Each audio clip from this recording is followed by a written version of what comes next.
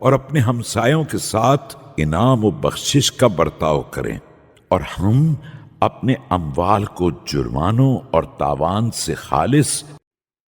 اور انہیں زکوٰۃ نکالنے کے ذریعے پاک بنائیں، اور جو قطع تعلق کرے اس سے تعلقات قائم کریں، اور جو ظلم کرے اس کے ساتھ انصاف کریں،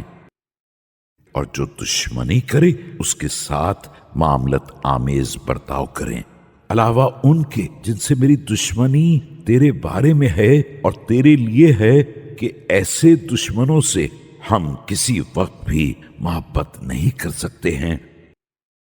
اور یہ وہ گروہ ہے جس سے کسی قیمت پر صفائی نہیں ہو سکتی ہے،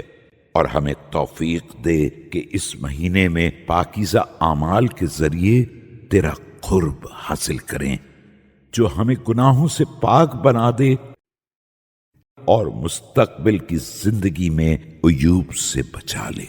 تاکہ کوئی بھی فرشتہ تیری بارگاہ میں ہماری